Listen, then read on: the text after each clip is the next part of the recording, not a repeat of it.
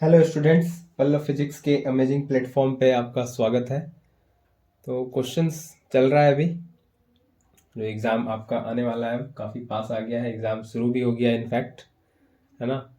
तो क्वेश्चंस को ही कंटिन्यू करेंगे। तो कुछ क्वेश्चंस आज फिर से लेके आए हैं। एमसीक्यू चल रहा है, अभी एक वीडियो डला है एमसीक्यू का। अगर आप अभी तक नहीं देखे तो आपको सिंपली जाना है यूट्यूब पे और टाइप करना है पल्लव फिजिक्स, और आप कॉम्पिटेंसी फोकस्ड एमसीक्यू पार्ट 1 आया है अभी, उसको आप देख सकते हो।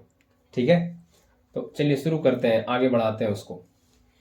तो ये क्वेश्चन है, फिल इन द ब्लैंक्स करके है। डैश ऑफ यूवी अल्ट्रावायलेट, है ना, greater than dash of microwave, है ना। तो क्या होगा यहाँ पे, कौन सा ऑप्शन सही होगा? तो क्वेश्चन है the quantity suitable for filling in both the blanks. दोनों दोनों ब्लैंक्स में कौन सा ऑप्शन सही रहेगा? तो स्पीड इन वैक्यूम, या वैक्यूम होगा, एम मिसिंग है, स्पीड इन मीडियम, या फ्रीक्वेंसी या वेवलेंथ, क्या यहाँ पे सही होगा? तो अल्ट्रावायलेट, ये माइक्रोवेव है ना, यूवी रेडिएशन, माइक्रोवेव, ये सब आप इलेक्ट्रोमैग्नेटिक रेडिएशन में देखते हो, है ना। और मैंने आपको एक क्वेश्चन में पहले एक तरीका भी बताया है कैसे याद रखना है।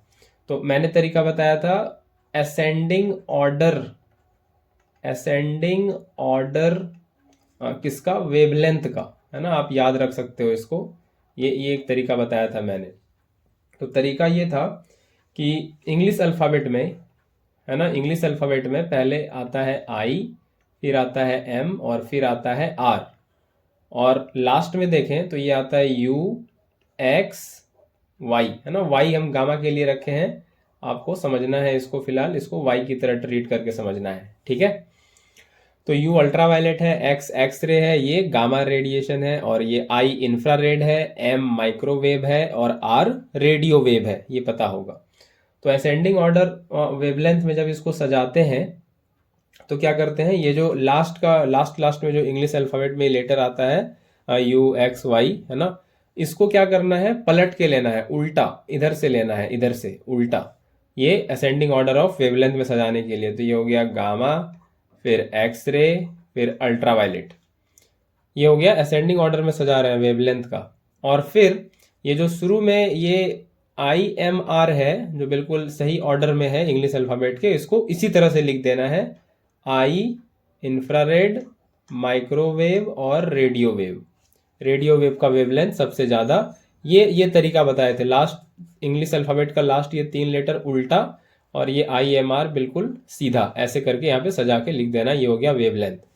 फ्रीक्वेंसी का ऑर्डर ठीक इसका उल्टा हो जाएगा, क्योंकि वेवलेंथ और फ्रीक्वेंसी इनवर्स होता है एक दूसरे का, है ना। ये आपने पढ़ रखा है, सी इक्वल टू न्यू लैम्डा, है ना, न्यू फ्रीक्वेंसी के लिए है। तो ये लैम्डा, ये फ्रीक्वेंसी यहाँ से क्या हो जाएगा, सी बाय लैम्डा। तो ये लैम्डा और न्यू ये इनवर्सली रिलेशन में है, इनवर्स रिलेशन में है। तो लैम्डा जिसका ज़्यादा है वेवलेंथ, उसका क्या होगा, फ्रीक्वेंसी कम होगा, है ना। तो फ्रीक्वेंसी को असेंडिंग ऑर्डर में रखें तो यहाँ पे हमको मिलने वाला है, ये इधर से मिलेगा रेडियो वेव सबसे पहले, है ना, उल्टा हो जाएगा microwave, infrared, ultraviolet, X ray और गामा रे। सबसे ज़्यादा फ्रीक्वेंसी गामा रे का, सबसे ज़्यादा एनर्जी गामा रे का, सबसे ज़्यादा पेनिट्रेटिंग पावर गामा रेज का, ठीक है। तो यहाँ पे यूवी और माइक्रोवेव का बात किया है, यूवी और माइक्रोवेव का बात किया है, और बोल रहा है यूवी का कुछ पैरामीटर माइक्रोवेव से ज़्यादा है। तो यहाँ तो हमको दिख रहा है, ये वेवलेंथ वाले में देखें तो यूवी का, है ना, यूवी के लिए है, ये यूवी जो है ये माइक्रोवेव से वेवलेंथ तो कम है, यहाँ पे बात कर रहा है ज़्यादा का, ज़्यादा वाला चीज़ बताना है ना। तो यहाँ पे हमको दिख रहा है कि अल्ट्रावायलेट का फ्रीक्वेंसी ज़्यादा है ना, ये फ्रीक्वेंसी ज़्यादा है, ये माउथ खुला हुआ है यू की तरफ, और ये माइक्रोवेव पहले है, तो ये यहाँ से मिला हमको माइक्रोवेव, ये यूवी। तो यूवी का क्या ज़्यादा है, फ्रीक्वेंसी, है ना, ये फ्रीक्वेंसी, ये माउथ खुला हुआ है यूवी की तरफ, तो क्या ज़्यादा हो गया, फ्रीक्वेंसी ज़्यादा हो गया। तो यहाँ पे ये सी ऑप्शन सही हो जाएगा, है ना, सी ऑप्शन सही हो जाएगा, फ्रीक्वेंसी ज़्यादा है, ठीक है। वेवलेंथ तो माइक्रोवेव का ज़्यादा है ना, वेवलेंथ तो माइक्रोवेव का ज़्यादा है। यहाँ पे बोल रहा है यूवी का ज़्यादा है, जो भी पैरामीटर यहाँ भरना चाहते हो वो यूवी का ज़्यादा है। तो यहाँ पे फ्रीक्वेंसी हमको क्लियरली दिख रहा है, frequency of UV is greater than frequency of microwave. तो ये आपको ऑर्डर याद रखना है, काफ़ी हेल्प करेगा। ठीक है, काफ़ी हेल्प करेगा। ठीक है, आगे बढ़ते हैं। ये नहीं होगा speed in vacuum, speed in medium, है ना। स्पीड इन वैक्यूम तो ये इलेक्ट्रोमैग्नेटिक रेडिएशन है, वो सेमी स्पीड से चलेगा, और मीडियम में इंडिपेंडेंट होता है इलेक्ट्रोमैग्नेटिक रेडिएशन का स्पीड, तो ये भी सेम ही रहेगा, तो इसको कुछ फर्क नहीं पड़ता। फ्रीक्वेंसी हो जाएगा सही, है ना। क्या सही हो जाएगा? सही हो जाएगा फ्रीक्वेंसी। ठीक है, आगे बढ़े, अगले क्वेश्चन पे चले। ये क्वेश्चन नंबर 2 आ गया। The given figure depicts the graph of work done versus displacement under a constant force of 10 Newton, है ना। तो ये वर्क वर्सेस डिस्प्लेसमेंट का ग्राफ दिया हुआ है। ये यहाँ पे वर्क लिखा हुआ है, दिख रहा है सही से? ये यहाँ पे वर्क लिखा हुआ है, ये रहा, ये वर्क का जूल यूनिट भी लिखा हुआ है, और इधर डिस्प्लेसमेंट। तो वर्क वर्सेस डिस्प्लेसमेंट का ग्राफ दिया हुआ है, ये दिख गया। अब आगे बोल रहा है कि ये जो कांस्टेंट फोर्स है ना, ये एक फोर्स लग रहा है कितना, 10 न्यूटन का। तो फोर्स भी दे दिया है कितना, 10 न्यूटन का फोर्स लग रहा है। ठीक है, 10 न्यूटन का। तो बोल रहा है कौन सा स्टेटमेंट सही है। स्टेटमेंट जो दिया रखा है यहाँ पे 4 ऑप्शन, एक ऑप्शन इधर लिखे हैं आगे। ठीक है, ये जो स्टेटमेंट दिया हुआ है, ये सारा ऑप्शन क्या है कि कह रहा है फोर्स और डिस्प्लेसमेंट के बीच एंगल जो है वो 0 डिग्री है, ये ऑप्शन सही है क्या?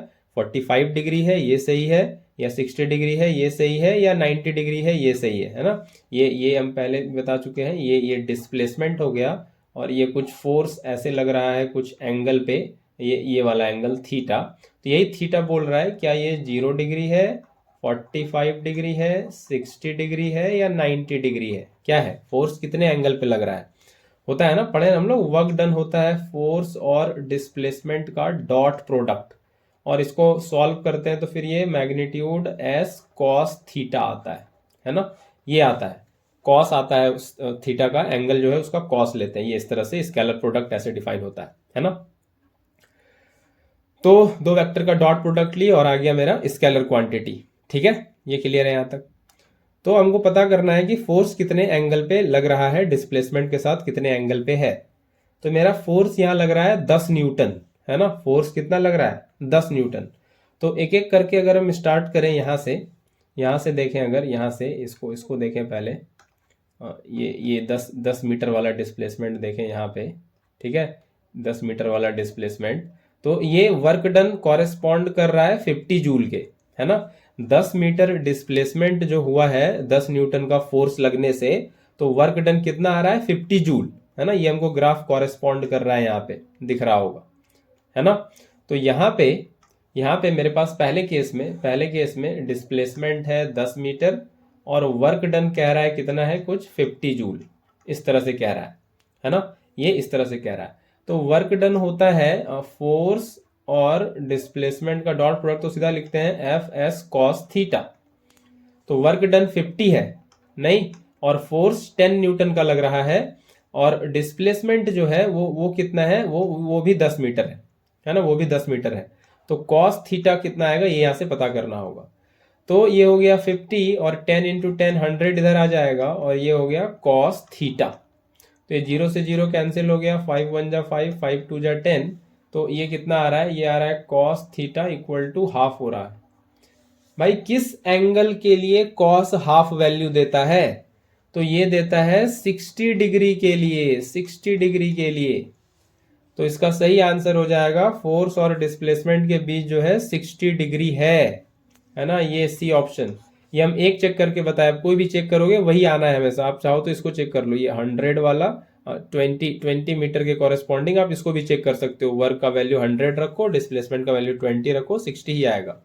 या आप 150 रख लो, आपकी मर्जी, और ये 30 मीटर के लिए चेक कर लो, या आप 200 रख लो, है ना, और आप ये 40 मीटर के लिए चेक कर लो। ठीक है, तो आप किसी के लिए भी चेक कर सकते हो। आपका फोर्स 10 न्यूटन है, और वर्क डन रखते जाओ, आपका थीटा आ जाएगा, और हमेशा 60 डिग्री ही आने वाला है। क्लियर है क्या? ये क्लियर हो गया। तो सी ऑप्शन 60 डिग्री ये आ रहा है। ठीक है, कॉस 60 हाफ होता है, ये तो पता है, ट्रिग्नोमेट्री मैथ पढ़ रखा होगा आपने, कॉस 60 हाफ होता है। ठीक है, तो आगे बढ़ते हैं, अगले क्वेश्चन पे चलें। और अगला क्वेश्चन ये रहा, ये रहा अगला क्वेश्चन, क्वेश्चन नंबर 3। तो ये कह रहा है during the change of state of a substance from solid to liquid, तो कहां से कहां जा रहा है, सॉलिड से लिक्विड, स्टेट चेंज हो रहा है ना, क्या चेंज हो रहा है, स्टेट चेंज, है ना। तो यहाँ पे इन्वॉल्व होगा लेटेंट हीट, है ना, ये सब तो पता है।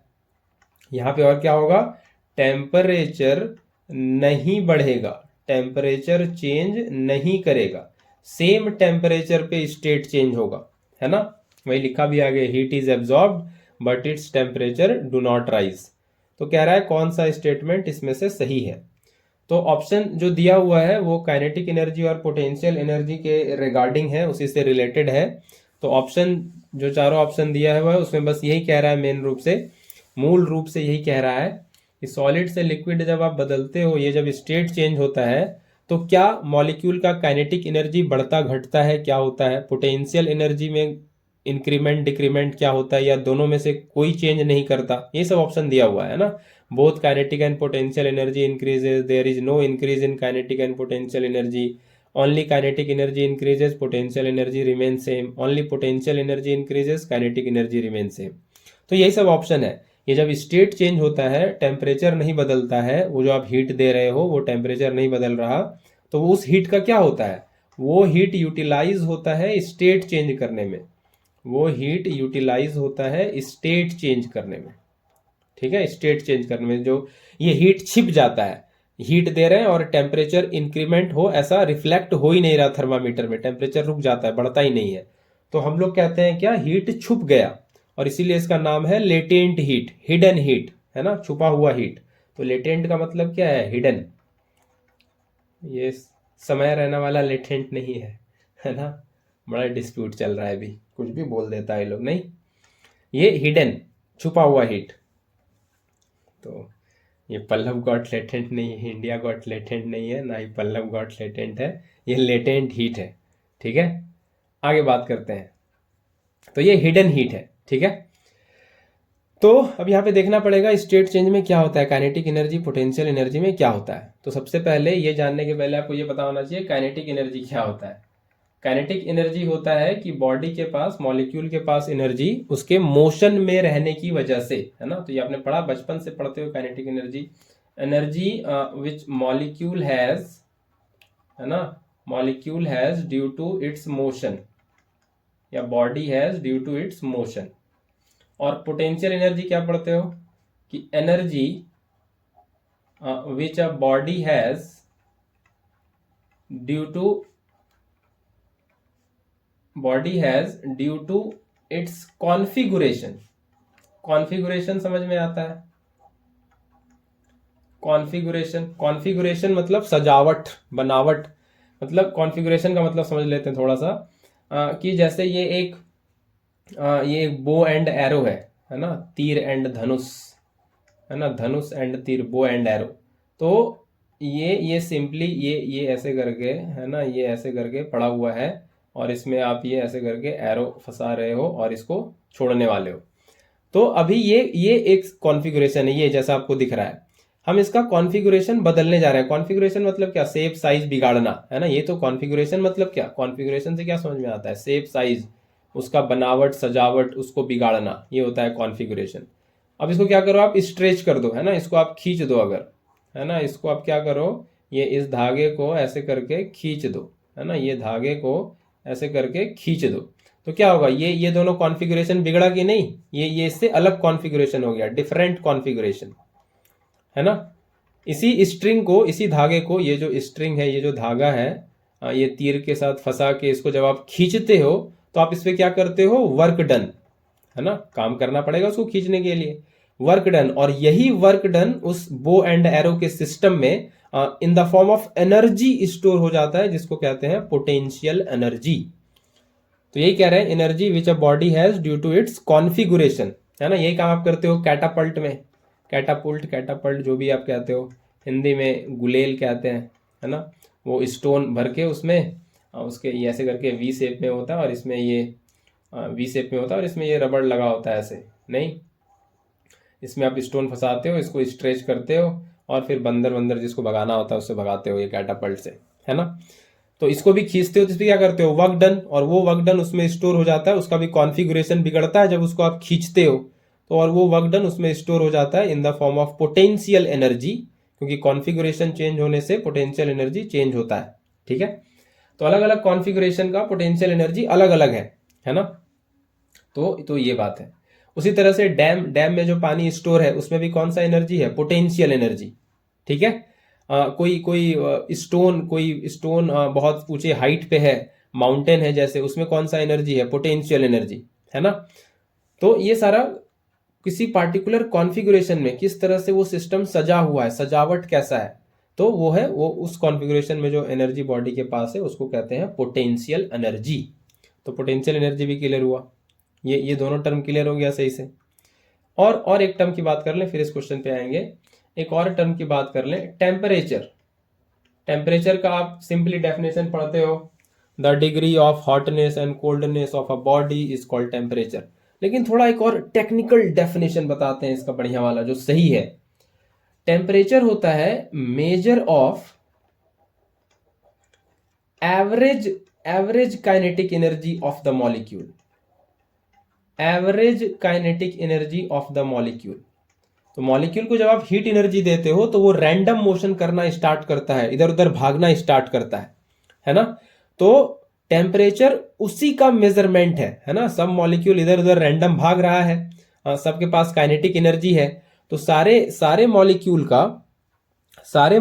का जो काइनेटिक एनर्जी बना इधर उधर भागने की वजह से, मोशन में आने की वजह से, तो सारे काइनेटिक एनर्जी का जो एवरेज करने के बाद जो वैल्यू आएगा वही टेम्परेचर कहलाता है ना, measure of average kinetic energy of the molecule. ठीक है, तो ये टेम्परेचर भी समझ में आया, टेम्परेचर भी क्लियर हुआ। तो ये सब टर्म पहले क्लियर कर दें, फिर सब बात समझ में आएगा। ठीक है, तो अब यहाँ पे क्या है कि जब स्टेट चेंज हो रहा है तो टेम्परेचर नहीं बढ़ रहा। क्या ये बात आपको समझ में आया? स्टेट चेंज हो रहा तो टेम्परेचर नहीं बदल रहा, है ना।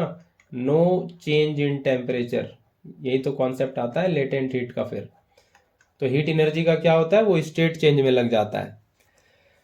तो टेम्परेचर नहीं बदल रहा, है ना। होता है क्या कि इनिशियली जैसे आप हीट देना स्टार्ट करते हो तो वो मॉलिक्यूल जो है उस स्टेट का, जिस भी स्टेट में वो सब्सटेंस है, उसका मॉलिक्यूल जो है वो रैंडम मोशन करना स्टार्ट करता है, इधर उधर भागना स्टार्ट करता है, रैंडमली मूव करना स्टार्ट करता है। लेकिन रैंडम वाइब्रेशन करते करते करते करते एक टाइम आता है कि molecule says now it's enough, है ना, बहुत हो गया, अब वाइब्रेशन अब नहीं करेंगे, काफी ज्यादा वाइब्रेशन हो गया, नहीं, मॉलिक्यूल ही बोल देते हैं अब बस, है ना, अब और नहीं, अब और वाइब्रेशन नहीं करना है, काफी वाइब्रेशन हो गया। तो जब तक वाइब्रेशन हो रहा है तब तक टेम्परेचर बढ़ता है, तब तक काइनेटिक एनर्जी बढ़ता है। ठीक है, स्टेट चेंज होने के पहले तक की कहानी ये बता रहे हैं। तो जब स्टेट चेंज वाले स्टेट में पहुंच जाता है तो फिर क्या होता है, टेम्परेचर नहीं बढ़ता। अब मॉलिक्यूल जो है, टेम्परेचर कैसे बढ़ेगा, टेम्परेचर है average kinetic energy of molecule. Molecule अब मूव करना इधर उधर बंद कर देते हैं, है ना, बहुत, अब वाइब्रेशन वो नहीं करते एक टाइम के बाद।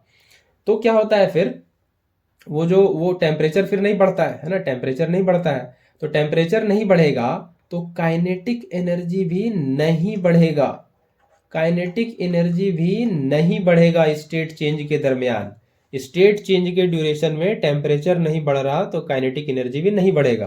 तो फटाफट से देख लेते हैं किस ऑप्शन में लिखा है काइनेटिक एनर्जी नहीं बढ़ेगा। तो यहाँ पे लिखा है no increase in kinetic energy और पोटेंशियल एनर्जी। पोटेंशियल एनर्जी का भी देखेंगे। काइनेटिक एनर्जी बोल रहा है इंक्रीज करेगा, तो ये तो नहीं होगा। ओनली काइनेटिक एनर्जी इंक्रीजेज, ये तो नहीं होगा, ये वाला तो हो ही नहीं सकता, काइनेटिक एनर्जी नहीं बढ़ेगा, है ना। No increase in kinetic energy और पोटेंशियल एनर्जी, ये भी ठीक है। No increase in kinetic energy, ये भी ठीक है ना। कोई इंक्रीज नहीं हो रहा है काइनेटिक एनर्जी में, ये स्टेटमेंट ठीक है, इसको नहीं काट सकते, है ना, ये सही है। जो बोल रहा है काइनेटिक एनर्जी बढ़ रहा है उसको काटना है। तो ये इतना कर गया। ये कह रहा है both kinetic energy and potential energy increases, ये भी कटेगा, है ना, सी भी कटेगा, काइनेटिक एनर्जी तो बढ़ ही नहीं रहा। तो ए और सी तो कट गया। अब बी और डी में देखना है, ये कंफर्म करना है पोटेंशियल एनर्जी का क्या हो रहा है, क्या वो बढ़ रहा है या सेम रह रहा है, वो देखना पड़ेगा, है ना, वो देखना पड़ेगा। तो देख लेते हैं, ये देख लेते हैं क्या हो रहा है पोटेंशियल एनर्जी का। तो पोटेंशियल एनर्जी का अब क्या होगा, तो पोटेंशियल एनर्जी तो होता है सजाना, है ना, कॉन्फ़िगरेशन। तो क्या होता है कि जब स्टेट चेंज होता है तो स्टेट चेंज में जैसे मान लीजिए लिक्विड है ना, लिक्विड का मॉलिक्यूल ये इतना दूर है इस तरह से, है ना, थोड़ा इंटरमॉलिक्यूलर होता है स्पेस सॉलिड से थोड़ा ज़्यादा, है ना, तो ये इंटरमॉलिक्यूलर स्पेस किस में है, ये लिक्विड में, है ना। हम लोग किसको बदल रहे हैं, सॉलिड से लिक्विड, क्या हम लोग बदल रहे हैं सॉलिड से लिक्विड, ठीक है। तो इसी को सॉलिड मान लेते हैं, इतने स्पेस को सॉलिड मान लेते हैं, ठीक है। और जब ये स्टेट चेंज होगा तो क्या होगा, लिक्विड बनेगा, थोड़ा थोड़ा स्पेस इसमें और बढ़ेगा, है ना, थोड़ा स्पेस इसमें और बढ़ जाएगा, थोड़ा मॉलिक्यूल और दूर दूर चला जाएगा। तो क्या हो गया, ये कॉन्फ़िगरेशन बदल गया, है ना। अब वही कॉन्फ़िगरेशन नहीं हुआ, यही बोल रहे थे, कॉन्फ़िगरेशन मतलब सजाना, है ना, किस तरह से सजा हुआ है, सजावट चेंज हो जाएगा तो पोटेंशियल एनर्जी भी चेंज हो जाएगा। तो यहाँ सॉलिड में जो पोटेंशियल एनर्जी था इस कॉन्फ़िगरेशन में, जब इसके मॉलिक्यूल पास पास थे, तो इस मॉलिक्यूल का जब इंटरमॉलिक्यूलर सेपरेशन बढ़ गया, इंटरमॉलिक्यूलर सेपरेशन हीट एनर्जी देने से, तो क्या हुआ, ये बन गया इस तरह से लिक्विड, इसका कॉन्फ़िगरेशन बदल गया। और कॉन्फ़िगरेशन, नया कॉन्फ़िगरेशन हुआ तो पोटेंशियल एनर्जी तो आएगा, ये बात तो ठीक है, लेकिन पोटेंशियल एनर्जी बढ़ा हुआ होगा, इंक्रीज्ड पोटेंशियल एनर्जी होगा। क्यों ऐसा, क्योंकि ये हीट एनर्जी लेके इंटरमॉलिक्यूलर सेपरेशन बढ़ा है। ये सॉलिड वाला सिस्टम जो है ये हीट एनर्जी लिया है और फिर ये इंटरमॉलिक्यूलर सेपरेशन इस तरह से बढ़ा है। तो ये जो पोटेंशियल एनर्जी होगा ये इंक्रीज्ड पोटेंशियल एनर्जी होगा, एनर्जी बढ़ गया है सिस्टम का, वो हीट एनर्जी लेके वो इंटरमॉलिक्यूलर सेपरेशन इतना बना है। तो पोटेंशियल एनर्जी तो बढ़ेगा डेफिनेटली, पोटेंशियल एनर्जी तो बढ़ेगा, काइनेटिक एनर्जी जितना इस स्टेट चेंज पे पहुंचने के पहले तक जितना बढ़ा था उतने पे रह जाएगा, ठीक है। तो यहां से जो नो इंक्रीज कह रहा है पोटेंशियल एनर्जी में, तो ये गलत है। तो अब बस ये बी ऑप्शन बचा, एक ऑप्शन, कि पोटेंशियल एनर्जी मॉलिक्यूल का इंक्रीज करता है, काइनेटिक एनर्जी सेम रहता है। सेम मतलब स्टेट चेंज के पहले तक जितना आ गया उतना रहता है, उसके बाद नहीं बढ़ता, ठीक है। जब तक स्टेट चेंज हो रहा है तब तक नहीं बढ़ता, ठीक है। तो पोटेंशियल एनर्जी बढ़ेगा, काइनेटिक एनर्जी नहीं बढ़ेगा, क्योंकि पोटेंशियल एनर्जी क्यों बढ़ेगा, क्योंकि कॉन्फ़िगरेशन चेंज हो रहा है और हीट एनर्जी लेके हो रहा है तो बढ़ेगा ही, ठीक है। ये क्लियर है। एक और इसका ग्राफ भी होता है जिससे समझाते हैं इसको, हम ग्राफ से भी आपको समझा देते हैं एक बार, है ना। वो शायद ग्राफ आप देखे होंगे, potential energy versus intermolecular separation, क्या आप देखे हो वो ग्राफ से थोड़ा ये बात और फील आता है कि पोटेंशियल एनर्जी जो है वो बढ़ता है ना, इंटरमॉलिक्यूलर सेपरेशन बढ़ने से पोटेंशियल एनर्जी बढ़ता है। तो वो भी बता देते हैं, तुरंत से हो जाएगा। ये पोटेंशियल एनर्जी है ना, ये पोटेंशियल एनर्जी, ये पूरा ग्राफ नीचे, और ये इधर आर कह रहे हैं किसको, ये इंटरमॉलिक्यूलर सेपरेशन को, है ना, मॉलिक्यूल के बीच जो सेपरेशन है उसके लिए कह रहे हैं आर, इंटरमॉलिक्यूलर सेपरेशन। तो ये ग्राफ कैसा होता है मालूम है, ये ग्राफ कुछ ऐसा होता है, ठीक है, ये इस तरह से।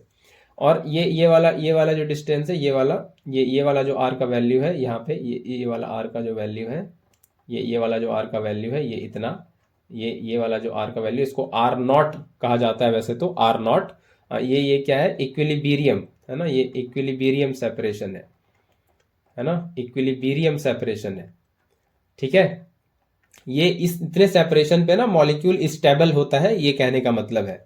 अब देखो आप इधर इस पॉइंट के, है ना, ये वाला जो पॉइंट है, जो स्टेबल वाला पॉइंट है, इससे अगर आप किसी भी एंड में जाओ, या तो आप इधर जाओ जो ब्लैक कलर से दिखा रहे हैं, या तो आप इधर जाओ या आप इधर जाओ, दोनों तरफ, है ना, या तो इंटरमॉलिक्यूलर सेपरेशन आप बढ़ाओ या घटाओ, दोनों ही केस में पोटेंशियल एनर्जी क्या हो रहा है, बढ़ रहा है। यहाँ से इस वाले पॉइंट से तो ज़्यादा है, यहाँ वाले पॉइंट का ज़्यादा है, नहीं, यहाँ वाले पॉइंट का और ज़्यादा, ये और ज़्यादा और ज़्यादा, ऊपर जाएंगे तो बढ़ता जाएगा। तो यही दिख रहा है कि ये जैसे स्टेबल इक्विलिब्रियम सेपरेशन से जैसे बढ़ता है आर, ये आर बढ़ा ना, इधर गए तो आर बढ़ा, तो क्या हुआ, पोटेंशियल एनर्जी बढ़ गया। बस इतना सा बात आपको बताना है इस ग्राफ से। हायर क्लासेस में जाके इसको आप और सीखोगे, ये इस तरह का ग्राफ होता है। अब पोटेंशियल एनर्जी बढ़ता है इंटरमॉलिक्यूलर सेपरेशन बढ़ने से, यहाँ से आर ये बढ़ा इधर, है ना, ये इस वैल्यू से इधर बढ़े, है ना, इधर बढ़े तो आर क्या हो गया, बढ़ा, आर बढ़ा तो ये पोटेंशियल एनर्जी का वैल्यू भी बढ़ गया, ये ऊपर जाने लगा इधर ग्राफ, ये पोटेंशियल एनर्जी का वैल्यू, ठीक है। तो इस क्वेश्चन में क्या है, काइनेटिक एनर्जी सेम रहेगा जब स्टेट चेंज होता है, और पोटेंशियल एनर्जी जो है वो क्या होगा, बढ़ेगा, इंक्रीज करेगा। ठीक है, तो आई होप समझा पाए, सही से समझ आया आपको। आगे बढ़ते हैं, अगले क्वेश्चन पे चलते हैं। ये क्वेश्चन नंबर 4, कहीं कुछ डाउट रह जाए तो आप कमेंट में डाल के पूछ सकते हो। ठीक है, मास 10 ग्राम दिया हुआ है, ये क्वेश्चन एक डेटा दिया हुआ है, मास दिया हुआ है कितना, 10 ग्राम। ठीक है, और quantity of heat supplied Q दिया हुआ है कितना, 120 जूल, और राइज इन टेम्परेचर यानी कि डेल्टा टी ये दिया हुआ है 10 डिग्री सेल्सियस। ठीक है, और दो स्टेटमेंट दे रखा है। पहला स्टेटमेंट है हीट कैपेसिटी कितना है, 1.2 जूल पर ग्राम, और स्पेसिफिक हीट कैपेसिटी ये कितना है, 1.2 जूल पर ग्राम पर केल्विन। तो निकाल ही लेते हैं दोनों, है ना। तो Q हम लोग को पता है ये होता है MS डेल्टा टी। ठीक है, तो यहां से स्पेसिफिक हीट कैपेसिटी S आ जाएगा Q by M delta T. कुछ लोग S भी कहते हैं, है ना, दोनों लिख देते हैं। कुछ लोग इसको स्मॉल c भी कहते हैं, जो मर्जी आप कह लो, एक ही बात है। ठीक है, स्पेसिफिक हीट कैपेसिटी ही है दोनों, C कह लो या S कह लो, ठीक है, आपकी मर्जी। Q है 120, मास है 10 और टेम्परेचर भी है 10, तो ये हो जाएगा 0 से 0 कैंसिल, ये 12/10, ये हो जाएगा 1.2। ठीक है, ये 1.2, ये इतना जूल पर ग्राम पर केल्विन या पर डिग्री सेल्सियस, पर केल्विन, पर केल्विन। तो स्पेसिफिक हीट कैपेसिटी ये क्या आया, ये आया स्पेसिफिक हीट कैपेसिटी। तो ये स्पेसिफिक हीट कैपेसिटी आ रहा है 1.2 जूल पर ग्राम पर केल्विन। तो ये दिया हुआ है स्टेटमेंट बी में, ये किसमें दिया हुआ है, स्टेटमेंट बी में, स्पेसिफिक हीट कैपेसिटी इतना। हीट कैपेसिटी 1.2 जूल पर ग्राम आ रहा है क्या, ये चेक कर लें जरा। तो हीट कैपेसिटी क्या होता है, यही ये जो m इंटू एस है यही तो है हीट कैपेसिटी। नहीं, ये जो m इंटू सी है यही तो है हीट कैपेसिटी, जिसको आप थर्मल कैपेसिटी कहते हो। तो ये स्मॉल m इंटू सी, ये स्मॉल c है ना, यही है कैपिटल C के बराबर, हीट कैपेसिटी के बराबर, है ना, मास इंटू सी। तो ये कितना हो जाएगा, मास है 10 और स्पेसिफिक हीट कैपेसिटी 1.2, तो ये मल्टीप्लाई होगा, ये हटेगा, ये आ रहा है 12 जूल पर ग्राम, ये आ रहा है बड़ी वाली सी का वैल्यू, हीट कैपेसिटी का वैल्यू। लेकिन यहाँ पे दे रखा है 1.2, यानी कि ये स्टेटमेंट तो गलत है, ये ए वाला गलत है। तो only statement B is correct, तो ये बी ऑप्शन सही है। ठीक है, only statement B is correct. समझ में आया, सही से समझ में आया। आगे बढ़े, आगे चलें अगले क्वेश्चन पे। चलिए, तो ये फिर से स्टेटमेंट बेस्ड क्वेश्चन फिर से आ गया, क्वेश्चन नंबर 5। तो दो मेटल दे रखा है फिर से, गोल्ड और प्लेटिनम, दोनों का रेजिस्टिविटी दे रखा है। ठीक है, ये रेजिस्टिविटी दे रखा है। ठीक है, ये रेजिस्टिविटी दे रखा है। रेजिस्टिविटी क्या है, रेजिस्टिविटी रेजिस्टेंस ही होता है। अगर वायर का लेंथ 1 मीटर है और area of cross section 1 metre square है, तो रेजिस्टिविटी जो है रेजिस्टेंस के ही बराबर होता है। ठीक है, रेजिस्टिविटी बेसिकली उस मटेरियल का, उस कंडक्टर जिस मटेरियल से बना हुआ है उसका प्रॉपर्टी है कि वो करंट के रास्ते में कितना रुकावट पैदा कर सकता है। तो जो जितना ज़्यादा रुकावट पैदा कर सकता है वो उतना करेगा, जिसका जितना ज़्यादा रेजिस्टिविटी वो उतना ज़्यादा रेजिस्टेंस ऑफर करेगा। ठीक है, तो रेजिस्टिविटी कंडक्टर के मटेरियल की प्रॉपर्टी है। ठीक है, कि वो कितना ज़्यादा रेजिस्टेंस ऑफर कर सकता है करंट के रास्ते में, यही है रेजिस्टिविटी। तो रेजिस्टिविटी गोल्ड और प्लेटिनम का दिया हुआ है। ठीक है, गोल्ड और प्लेटिनम का दिया हुआ है 2.1 और 10.5। तो ये रेजिस्टिविटी रो गोल्ड AU ये दिया हुआ है कितना, 2.1 इंटू 10⁻⁻8 ओम मीटर, और ये प्लेटिनम के केस में दिया हुआ है ये कितना दिया हुआ है, 10.5 इंटू 10⁻⁻8 ये दिया हुआ है। ठीक है, अब आगे बोल रहा है statement 1, 5 metre of platinum wire will have the same resistance as 1 metre of gold wire. तो पहले स्टेटमेंट में क्या दिया हुआ है, लेंथ ऑफ गोल्ड दिया हुआ है 5 मीटर ऑफ कौन सा वायर है, प्लेटिनम वायर। प्लेटिनम ये गोल्ड का दिया हुआ है 1 मीटर और प्लेटिनम का दिया हुआ है 5 मीटर। बोल रहा है दोनों का रेजिस्टेंस सेम है। एरिया ऑफ क्रॉस सेक्शन के बारे में कोई कमेंट नहीं किया है, ये क्वेश्चन में बड़ा अटपटा लगा हमको। एरिया ऑफ क्रॉस सेक्शन के बारे में कोई कमेंट नहीं किया है, और स्टेटमेंट बी में एरिया ऑफ क्रॉस सेक्शन दिया है लेकिन लेंथ के बारे में कोई कमेंट नहीं किया है। तो एक काम करेंगे, हम पहले स्टेटमेंट ए में हम लेंथ को same, area of cross section को सेम मान के चलेंगे, और स्टेटमेंट बी में लेंथ को सेम मान के चलेंगे क्योंकि एरिया ऑफ क्रॉस सेक्शन दिया हुआ है। तो यही करना पड़ेगा और फिर देखेंगे। तो रेजिस्टेंस क्या होता है, ये होता है रो एल बाय ए, ये तो होता है रो एल बाय ए। तो रेजिस्टेंस चेक करना है तो पहले ये गोल्ड का चेक कर लेते हैं। तो रो कितना है गोल्ड का, 2.1 इंटू 10⁻⁸। लेंथ को क्या मान के चलेंगे, लेंथ को सेम मान के चलेंगे। और एरिया ऑफ क्रॉस सेक्शन कितना है, लेंथ तो दिया हुआ है इसमें, अच्छा इसमें तो लेंथ ही दिया हुआ है ना। हम लोग इसको इसको सेम मान के चलेंगे, किसको, इसको एरिया ऑफ क्रॉस सेक्शन को। पहले केस में area of cross section missing है, लेंथ गोल्ड का दिया हुआ है 1 मीटर, और एरिया ऑफ क्रॉस सेक्शन नहीं पता तो इसको ए लिख के चलेंगे, ठीक है। तो ये तो यही आ जा रहा है 2.1 into 10⁻⁸ by A, area of cross section same मान के चलेंगे फिलहाल। और रेजिस्टेंस अगर प्लेटिनम की बात करें तो ये होगा रो प्लेटिनम कितना है 10.5 इंटू 10⁻⁸, एल कितना है प्लेटिनम का 5, और एरिया ए। तो ये आ गया कितना 25, 2 कैरी हो गया 5। तो ये तो बिल्कुल अलग आया है ना, ये तो बिल्कुल अलग आया, सेम तो आया नहीं। ये इतना ओम और इतना ओम दोनों तो अलग अलग आ गया। तो रेजिस्टेंस सेम नहीं है, पहला स्टेटमेंट गलत है, पहला स्टेटमेंट गलत है। दूसरा चेक करें, दूसरा चेक करें।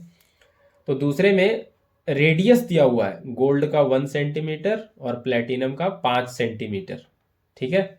दूसरे में एरिया दिया हुआ है, लेंथ नहीं दिया हुआ। दूसरे केस में स्टेटमेंट बी के लिए लेंथ को मान के लेंगे सेम। तो रेडियस दिया हुआ है किसका, गोल्ड का, कितना दिया हुआ है फिर से देख लें एक बार, गोल्ड का 1 सेंटीमीटर, 1 सेंटीमीटर, और प्लेटिनम का रेडियस दिया हुआ है 5 सेंटीमीटर, ठीक है। तो रेजिस्टेंस निकाल लेते हैं फिर से। तो गोल्ड का हो जाएगा कितना, rho L by A, L को सेम मानेंगे। रो कितना है गोल्ड का 2.1 10⁻⁸, एल मान लेते हैं सेम दोनों का।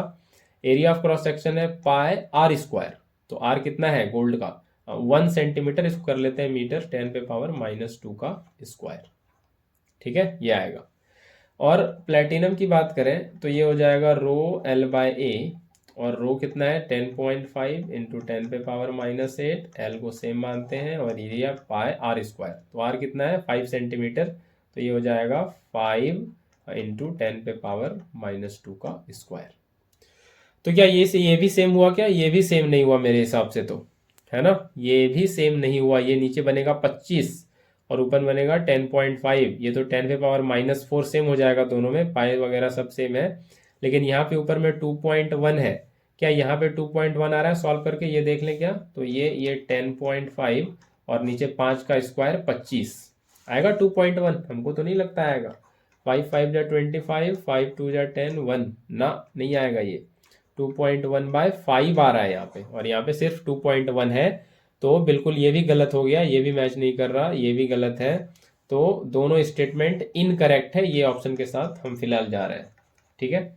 ये स्टेटमेंट के साथ हम अभी फिलहाल जाएंगे, दोनों स्टेटमेंट गलत है, इनकरेक्ट है, ठीक है। आगे चलते हैं अगले क्वेश्चन पे। ये रहा अगला question. A magnetic compass is present on a small table, है ना। ये वही हैंस और एस्टेड एक्सपेरिमेंट से वाला क्वेश्चन लग रहा है। वो भी कंपास रखे हुए थे बगल में और इलेक्ट्रिक सर्किट से खेल रहे थे। वो इलेक्ट्रिक सर्किट में जब करंट पास कराते थे तो कंपास निडल जो है डिफ्लेक्शन देता था। इसके बारे में कल भी एक क्वेश्चन में बात किए थे कि एक करंट कैरिंग कंडक्टर जो है मैग्नेट की तरह बिहेव करता है। एक current carrying conductor behaves as magnet. तो एक टेबल पे रखा हुआ है मैग्नेटिक कंपास, है ना, एक टेबल पे मैग्नेटिक कंपास रखा हुआ है, और वो टेबल जो है रूम के एक दीवार के नजदीक है ना, very close to a wall, very close to a wall in a room. A man enters the room, एक आदमी रूम में घुसता है और switches on the air conditioner, AC on करता है, जो फिटेड नियर द सीलिंग है, जो कि सीलिंग के काफी करीब फिट किया हुआ है। सीलिंग मतलब हो गया वो सीलिंग छत, है ना, जिससे आप पंखा लटकाते हो, उसी के बगल में दीवार पे, ठीक है। He observes that the needle in the compass shows immediate deflection. तो आदमी घुस के जैसे जैसे एसी ऑन करता है तो कंपास निडल में डिफ्लेक्शन आने लगता है। तो कंपास निडल में डिफ्लेक्शन आने का तो एक ही कारण हो सकता है, क्या, कि उसके आसपास कोई करंट कैरिंग कंडक्टर हो, है ना। तो एसी ऑन किए तो जरूर उसका उसमें वायर जो यूज हुआ है उसमें करंट जा रहा है और टेबल उसी के आसपास है, कंपास निडल इसी वजह से डिफ्लेक्शन दे रहा है, ऐसा ही कुछ होगा। तो आंसर बोल रहा है कौन सा सही है इसमें, क्यों निडल क्यों डिफ्लेक्शन आया एसी ऑन करने से, ये पूछा जा रहा है, कंपास निडल में क्यों डिफ्लेक्शन आया। तो पहला ऑप्शन है air blowing in the room, room में हवा बहने से, ये तो नहीं होगा। ये इसका तीसरा ऑप्शन और भी मजेदार है, vibration are produced when man starts talking to his wife in the kitchen, मतलब ये अपनी वाइफ से बात कर रहा है तो उससे जो वाइब्रेशन हो रहा है उसकी वजह से। ये भी फर्जी स्टेटमेंट, गलत स्टेटमेंट, इससे कुछ मतलब नहीं है कंपास निडल को, है ना। Vibration were produced due to a file in his hand that fell on the ground, file के गिरने से जो वाइब्रेशन हुआ उससे डिफ्लेक्शन आ रहा है, ये भी गलत है। तो ज्यादा डिस्कस करने के बजाय ऐसे आप कह सकते हो कि बी ऑप्शन ही होने वाला है, और सही लिखा भी है।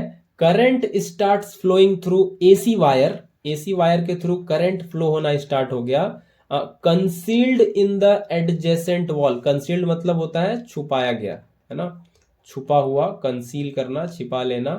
तो जो वायर, जो पाइप में जो वायर है ना, वायरिंग करते हैं हम लोग, तो वायर में जो पाइप में जो वायर है उसके थ्रू जो करंट जाना स्टार्ट हुआ, है ना, एसी का वायर जो जो भी आप वायरिंग किए हो उससे जो करंट जाना स्टार्ट हुआ, कंसील्ड मतलब छुपा हुआ जो है किसमें, एडजेसेंट वॉल में, दीवार में जो छुपा हुआ है वो वायर एसी का, उसी से जो करंट जाना स्टार्ट हुआ ना, उसी उसी करंट से जो करंट कैरिंग वायर मैग्नेट की तरह बिहेव करता है, तो उसका जो मैग्नेटिक फील्ड बना, कल मैग्नेटिक फील्ड के बारे में बात किए हैं, आपको समझ आ गया होगा।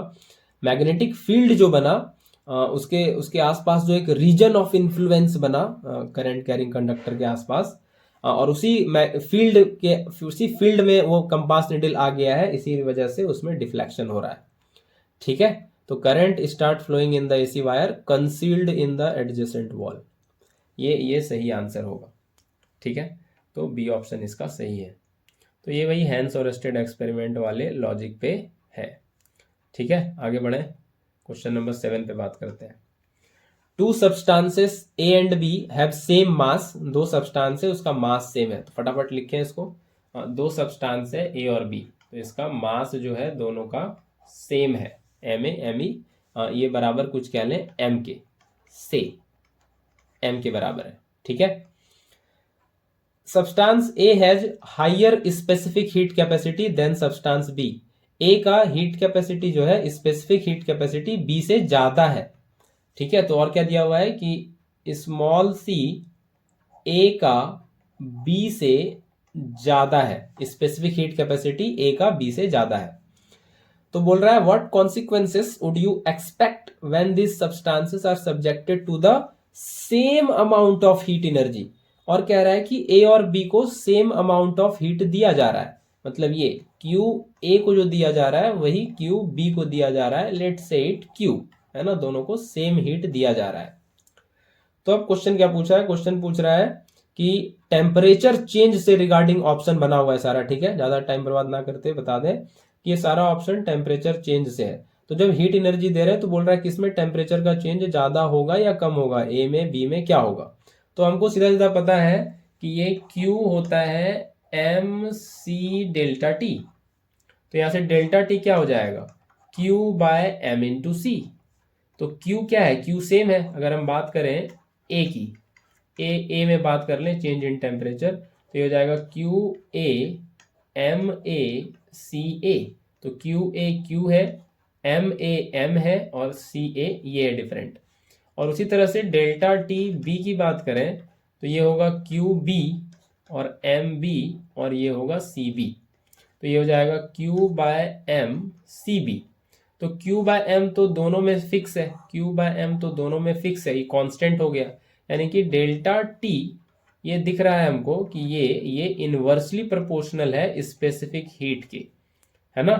तो इनवर्स रिलेशन आ गया, इसका मतलब ये है कि स्पेसिफिक हीट सी जिसका ज्यादा होगा डेल्टा टी उसका क्या होगा, कम, इनवर्स रिलेशन है, डेल्टा टी कम अगर सी ज्यादा है तो सी किसका ज्यादा है, दे रखा है ए का ज्यादा है, किसका ज्यादा है, ए का, तो ए का स्पेसिफिक हीट ज्यादा है, तो टेम्परेचर चेंज हीट करने से ए का कम होगा, है ना, क्योंकि हीट कैपेसिटी ए का ज्यादा है, तो यहाँ से delta T change in temperature A का कम होगा बी के मुकाबले, है ना। ये ए की तरफ मुंह बंद है, जिसकी तरफ मुंह बंद वो छोटा, जिसकी तरफ मुंह खुला मगरमच्छ की तरह वो बड़ा, क्रोकोडाइल की तरह, एलिगेटर की तरह, जिसकी तरफ मुंह खुला हुआ होता है वो बड़ा और जिसकी तरफ मुंह बंद है वो छोटा। तो ए के केस में चेंज इन टेम्परेचर कम होगा बी के मुकाबले, क्योंकि हीट कैपेसिटी ए का ज्यादा है, स्पेसिफिक हीट कैपेसिटी। तो ऑप्शन देख लेते हैं। Substance A will experience a smaller temperature change than substance B, यही तो सही है, पहले ऑप्शन में मिल गया हमको आंसर, बाकी ये पढ़ने की जरूरत नहीं। ए में लार्जर टेम्परेचर चेंज गलत, both will same temperature change गलत, है ना, ये भी गलत है। तो ए ऑप्शन सही है, सब्सटेंस ए में स्मॉलर टेम्परेचर चेंज होगा बी से। तो जिसका ही स्पेसिफिक हीट कैपेसिटी ज्यादा है, क्वाइट ऑब्वियस है। स्पेसिफिक हीट कैपेसिटी क्या होता है, जितना हीट एनर्जी चाहिए उस सब्सटेंस के 1 ग्राम का टेम्परेचर 1 डिग्री से बदलने के लिए। तो जिसका हीट स्पेसिफिक हीट कैपेसिटी ज्यादा होगा उसको ज्यादा हीट देना पड़ेगा एक टेम्परेचर से बदलने के लिए, है ना। इसलिए वो टेम्परेचर चेंज बहुत कम फील करेगा, स्मॉलर टेम्परेचर चेंज होगा, क्योंकि ज्यादा हीट एनर्जी चाहिए, है ना, टाइम लगेगा टेम्परेचर चेंज होने में। तो ये स्पेसिफिक हीट के डेफिनेशन से भी ये बात क्लियर हो। ए ऑप्शन इसका सही है। तो आज के लिए इतना ही, मिलते हैं फिर अगले लेक्चर में कुछ और भी मजेदार क्वेश्चंस के साथ। Till then take care, bye bye.